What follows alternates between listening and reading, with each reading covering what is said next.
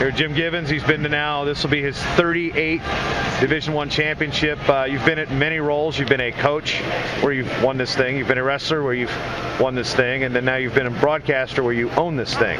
What's it like to be able to come back and have several different perspectives for the ESPN broadcast? Well, I just enjoy the weekend. The weekend has meant so much for me, and I get down here early. I come down here on Tuesday night. I just got to get grounded and get mentally prepared for it. And fortunately, my bride Annie understands that this is a time of my life that is really important for a big segment of my life, and so it's a chance to get together with old friends, family, and relive some great experiences I had here as a coach and athlete, and kind of get to relive as an announcer. And now we're in St. Louis, which has been probably one of the most popular places. What do you think of St. Louis as a host? Oh, I love it, because I like the central location. I like what happened last year in Philadelphia. It was there was some really upside to that, particularly with the venue, and got to satisfy a lot of people on the East Coast as far as having that broadcast, but not broadcast, but the venue there. But St. Louis has kind of been the gold standard here lately, and but I have a great time wherever this thing is. It's coming to Des Moines next year. I think it's going to be tough for folks to that's a smaller venue, so get your tickets. It's going to be a tough ticket. In terms of, we were talking before we did this interview about some of the seedings and the bracketing, but as far as taking maybe the controversial stuff out of it, what are some of the matches you're looking forward to see the most? Maybe not the finals, but maybe an early round match that you looked at and went, ooh, that's going to be a good one. Well, I think everything that happens in that 33-pound weight class is going to be fun to watch from the quarters on. The same with the 141. There's some great matchups there. I mean, being the #1 seed there in Kellen Russell, you got a guy like Mangrum potentially in the semifinals if you get that far. I mean, but it's one of those. There's a few weight classes in here where you can't really take anything for granted. So there were some surprises, particularly at 174, where Wujestegi probably got where they didn't take any consideration for how well he looked against the competition last year. But those things happen, and the guys have got to be ready to wrestle, the whole time from the quarters on.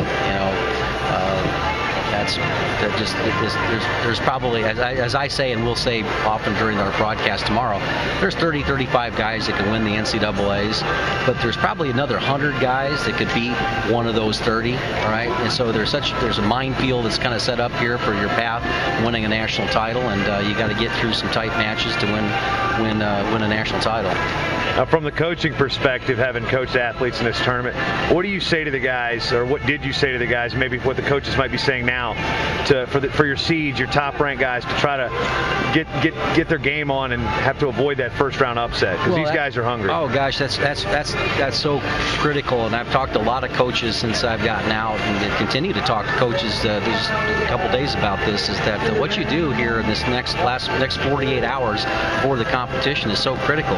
You have to get the hard knocks and the collisions. You have to be going at it that hard. I think the guy that will succeed is not a guy who sits there and tapers off and tries just to rest his way through this whole thing. It's different if you've got an injury, but if you're healthy, you want to be wrestling hard going into this. You want to have a hard go here on Wednesday, and not just a drilling, just a grab ass kind of patty pat type of stuff. Go out there, drill a little bit. No, you have to go out there and have the collisions, because you know what? It's game on Thursday morning, and if you aren't ready for that, then you're going to actually feel it. And a lot of it is that continuing not to have the self-doubt, and if you have your body not firing properly, not used to those collisions, not used to that the breathing pattern that you need to be able to compete at the highest level, if that's not automatic to you, then you're in trouble. And then all of a sudden that self-doubt kicks in, and you can be having trouble. And it's not necessarily, you get through some of the early rounds, but you sit there, I'm not wrestling good. All of a sudden that self-doubt kicks in.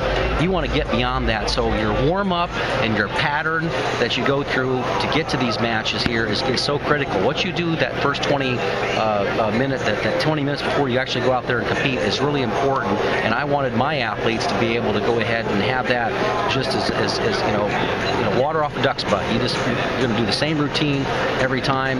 It's going to be easy. We're going to go ahead and we're going to go hard. And so you're hitting that mat right from the first second of wrestling, not warming up in that first minute, but you're ready to go in that first minute. Words of inspiration and wisdom from Jim Gibbons.